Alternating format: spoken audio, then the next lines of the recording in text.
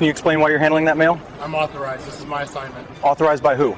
Here, federal ID. That doesn't answer my question. It's a postal inspector badge. Anyone can carry something like that. You can verify it. We'll sort that out later. This isn't theft. What was happening in that moment was not a crime in progress. It was routine federal work. The man being questioned was a federal postal inspector. His job involved monitoring mail movement, inspecting containers, and tracking irregularities that could indicate theft or fraud. On that day, he was assigned to a postal facility area where large volumes of mail were transferred between trucks and sorting units. His presence there was documented. His access was authorized. His credentials were valid. The officer who stopped him was a local patrol officer. Earlier, dispatch had received a general call about suspicious activity near mail containers. No description of a suspect was provided. No confirmation of a crime, just a location and a concern. The officer responded as trained: observe, question, assess. This kind of overlap happens often. Postal facilities are federal property, but they sit inside cities and neighborhoods policed by local departments. Federal inspectors do not wear uniforms. They work in plain clothes. Their authority comes from credentials, not appearance. In theory, this overlap is managed through procedure. When a local officer encounters someone claiming federal authority, the process is simple: pause, verify, confirm through dispatch or a supervisor. It usually takes minutes, but that process did not happen immediately here. Instead, the interaction stalled. The officer focused on what he believed he was seeing: a man handling mail containers without a visible uniform. The explanation offered did not fit that assumption. The identification presented did not resolve it. Rather than triggering verification, it raised suspicion. The environment mattered. The encounter took place in an open service area near parked trucks and loading bays. Vehicles passed. Workers moved in and out. Nothing about the setting was dramatic. It was an ordinary workday. The postal inspector did not attempt to leave. He did not refuse questions. He did not raise his voice. He answered directly and repeated the same information: his role, his assignment, his authority. The officer did not accuse him outright of theft. Instead, the questions kept circling the same point. Why are you here? Who authorized you? Why are you touching the mail? Each answer led back to the same response. Each response failed to move the encounter forward. This is where misunderstandings tend to harden, not through aggression but through delay. When verification is postponed, the assumption fills the gap. There was no emergency pushing the interaction, no report of missing mail, no active suspect fleeing the scene. Yet the officer continued treating the situation as unresolved, even as the explanation remained consistent. From a procedural standpoint, the moment the badge was presented should have shifted the next step. Not belief, but confirmation. A call, a check, a supervisor looped in. That did not happen right away. Instead, the interaction continued in place, growing more rigid. What could have been resolved through a brief verification process began moving toward enforcement, not because new evidence appeared, but because the original assumption was never released. At this stage, both men were still operating within their roles, one enforcing local law, the other performing federal duty. The conflict was not personal, it was structural. And because of that, the consequences that followed would not stay confined to this parking area. The postal inspector had been with the U.S. Postal Inspection Service for several years. His work focused on mail theft investigations, internal audits, and monitoring high-risk transfer points where losses were more likely to occur. Much of the job involved quiet observation, paperwork, and coordination with other agencies. It was not public-facing work. Most days passed without anyone noticing what he was doing. He was known among colleagues as consistent and detail-oriented. He followed procedure closely and avoided unnecessary confrontation. Supervisors trusted him with independent assignments because he documented everything and stayed within policy. His reports were thorough. His work record showed no disciplinary issues. The role required flexibility. Postal inspectors often worked irregular hours, rotated locations, and operated in plain clothes. Uniforms were not part of the job. Authority came from credentials and assignment orders, not from visual signals that might be obvious to outsiders. That was standard across the service. On the day of the incident, his assignment was routine. Mail containers had been flagged for review after a pattern of losses in the region. His task was to observe transfers, note irregular handling, and confirm that tracking matched physical movement. It was not an undercover operation. It was scheduled and logged. He had completed similar work many times before. Most encounters with local law enforcement were brief and uneventful. When questioned, he presented identification. Verification followed. Work resumed. The process was usually smooth. There had been one earlier situation, years before, where his authority was questioned during a joint operation near a shipping facility. In that case, a supervisor was contacted quickly. Credentials were verified. The misunderstanding ended without escalation. It was treated as a routine jurisdictional check, nothing more. That experience reinforced how the system was supposed to work. Credentials triggered verification. Verification resolved uncertainty. Everyone moved on. Because of that history, there was nothing about the current assignment that suggested risk. He did not notify anyone beyond standard reporting channels because there was no requirement to do so. His presence at the site was normal. His actions were consistent with policy. He carried his federal badge and identification as required. They were current and clearly marked. He had been trained to present them calmly when asked and to avoid arguing authority in the field. If there was confusion, the guidance was to request verification, not to escalate. That approach shaped how he responded during the encounter. He answered questions directly. He explained his role in plain terms. When asked for identification, he provided it. He did not assume the officer would immediately recognize the badge, only that it would lead to confirmation. From his perspective, the stop was inconvenient but manageable. He expected a delay, not detention. The idea that he could be treated as a criminal suspect while performing federal duties was not something he planned for that morning. Nothing in his background suggested recklessness or defiance. His career had been built on compliance and process. He relied on procedure to protect both his work and himself. As the encounter continued, that reliance remained. He stayed within the same narrow set of responses. He did not change his story because there was nothing to change. His role had not shifted. His authority had not changed. What changed was how that authority was received. The encounter began shortly after the local officer arrived at the postal facility's loading area. Trucks were parked along the curb. Containers lined the concrete bays. The sound of rolling wheels and distant engines filled the background. Workers moved between vehicles and doors, carrying parcels and scanning labels. The day was ordinary. The officer approached the man handling containers and asked a simple question: "Are you authorized to be here?" The inspector replied calmly, stating his assignment and role. He reached into his jacket and produced his federal postal inspector identification. The officer took the card but did not inspect it closely, instead asking, "Who gave you permission for this?" The inspector repeated the explanation. He showed the documentation indicating the containers were flagged for inspection and included in his assignment order. The officer's focus remained on the action itself, moving containers, rather than the identity presented. A subtle misread occurred at that moment. The inspector reached for a clipboard to record container numbers. The officer interpreted the movement as evasive, a gesture meant to conceal something. In reality, it was a procedural habit, part of the inspector's documentation process. The misunderstanding was minor but set the tone for the interaction. The officer began asking more repetitive questions. Why these containers? Why now? Who authorized this? Each answer provided by the inspector matched the assignment, but the officer continued pressing. No one raised their voice. There was no hostility. The exchange remained calm, even procedural. Other workers passed nearby. One paused briefly, observing the interaction, but did not intervene. The environment was noisy with normal facility sounds: rolling carts, distant forklift engines, trucks pulling in and out. No one stopped their routine tasks. The public presence was incidental, not dramatic. The inspector's responses were methodical.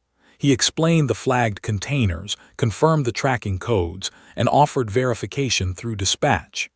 Each clarification was met with skepticism rather than acknowledgement. The officer's questions circled back to the same point, indicating doubt rather than disbelief. Time passed slowly. Each minute added pressure, not through aggression but through lack of resolution. The officer remained physically close but did not block exits. The inspector stayed in position, answering as necessary without attempting to leave. The presence of other workers created an unspoken reminder that the encounter was visible but still contained within procedural boundaries. Background activity continued. Trucks arrived, parcels were scanned, and the day proceeded around them. The inspector continued documenting each container. The officer continued questioning. No additional authority had arrived. There was no radio confirmation yet. Every movement, every gesture, every procedural action was interpreted through the lens of initial assumption. A man handling mail outside of an expected uniform could be suspicious. The inspector's calm demeanor, routine documentation, and willingness to explain were all noted but not treated as sufficient to resolve the situation. The interaction remained confined to the original space, a small section of the loading area near a few parked trucks. Nothing escalated physically. There were no threats, no force, no shouting. The tension arose purely from procedural misalignment, not conflict. By the end of this phase, both men were performing their roles with precision. The inspector documented every step. The officer continued assessing, unsure of what next step would confirm or contradict his assumption. The interaction had set the stage for escalation, though outwardly it remained calm and contained. The encounter was still at its earliest point, but a clear pattern had emerged. The officer's focus on visual cues and assumed behavior, and the inspector's adherence to procedure, were on a slow collision course.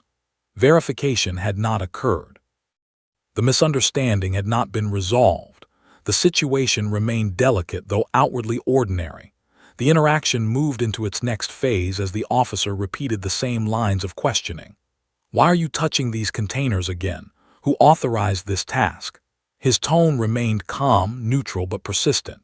Each question circled back to the same explanation.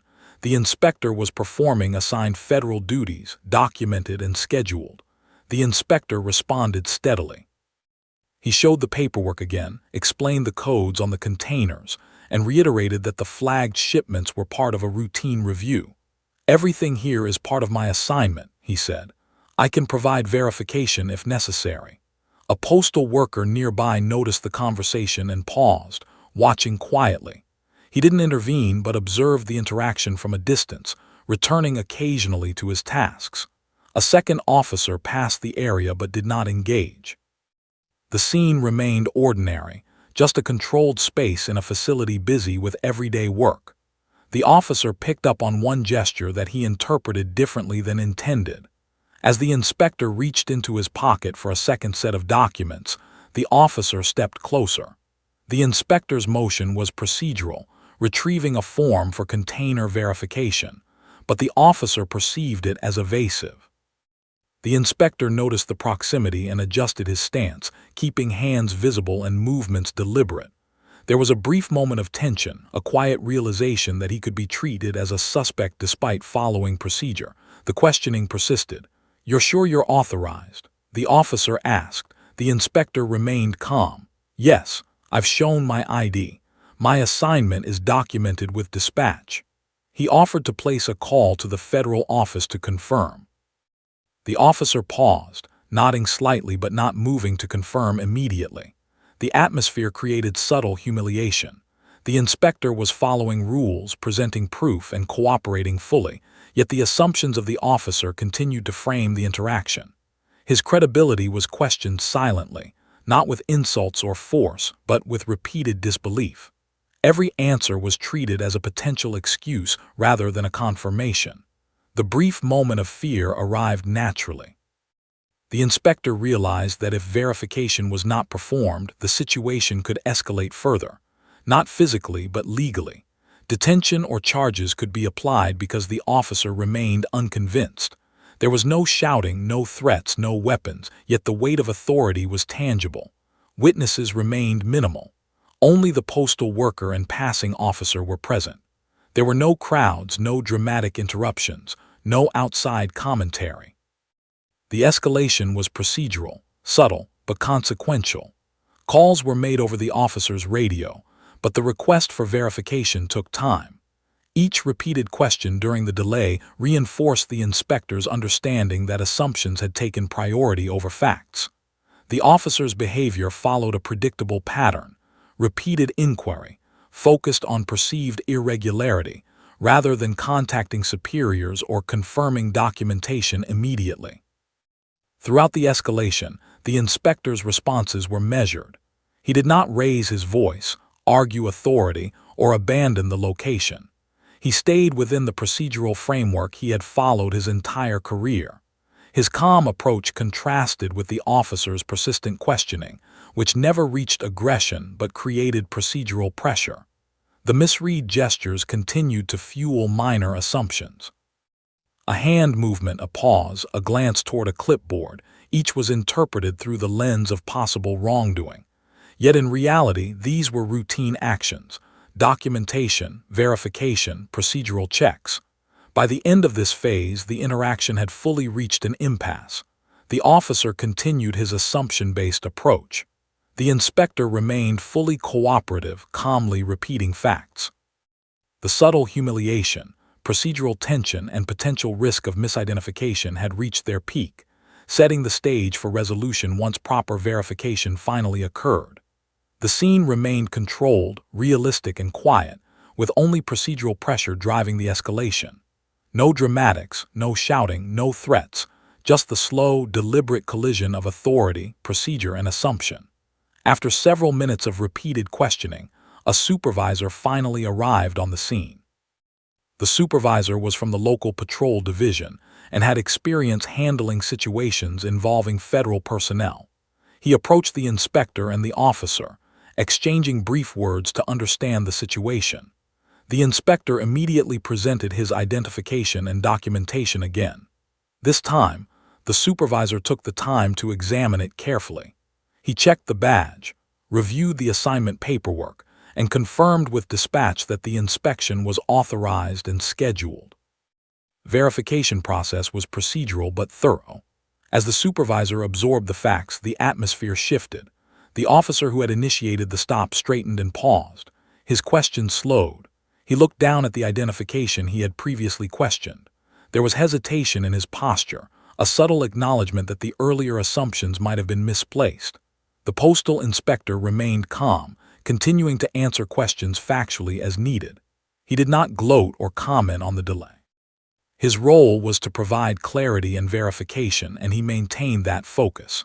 He had done everything required, and the procedure now caught up with reality. The supervisor spoke briefly to the officer, confirming that the man in question was indeed a federal postal inspector conducting legitimate work. The officer nodded, taking in the confirmation. He checked the paperwork once more, making radio contact to close the verification loop. No one raised voices. There were no apologies, no dramatic gestures, only administrative acknowledgement of the error. Nearby workers continued their routines, only noticing that the questioning had ended. The passing officer, who had not engaged earlier, lingered for a moment to observe the change. The procedural tone of the interaction had shifted from suspicion to verification. The supervisor showed visible confusion at how the situation had escalated to that point. Questions were procedural. Why had verification been delayed? How had assumptions driven the interaction before confirmation? The officer remained quiet, reflective, a subtle recognition that the initial judgment had been flawed. The inspector gathered his documents and prepared to resume his work. The interaction had lasted long enough to highlight a systemic issue. Assumptions made in the absence of verification can create unnecessary procedural escalation. Yet at this point, everything returned to standard operations. The containers were recorded, the assignment continued, and the inspector proceeded with his duties. There was no dramatization of the moment. No shouting, no confrontation, no forced apologies. The correction felt real because it was grounded in procedure and documentation. Authority had shifted quietly but decisively, with facts replacing assumption. The officer retreated slightly, adjusting his approach to subsequent procedural tasks. The supervisor remained on site briefly, ensuring all verifications were complete and confirming that no further intervention was needed. The inspector stayed calm throughout, continuing his task without disruption. This moment marked the turning point of the encounter. What could have escalated into a formal complaint or detention had been resolved through proper verification. The incident exposed how structural gaps, delays in confirming credentials and reliance on assumptions, can create tension even in fully controlled environments. Once verification was complete, the officer and supervisor disengaged. The inspector resumed his work quietly, returning to documenting containers. The situation had been resolved administratively, with minimal visibility to the surrounding public. The quiet resolution highlighted both the fragility of authority and the importance of verification. The truth had arrived not through confrontation, but through procedure catching up with reality. Facts replaced assumption, authority shifted appropriately, and the situation returned to normal operations, leaving only the record of the incident to document what had transpired.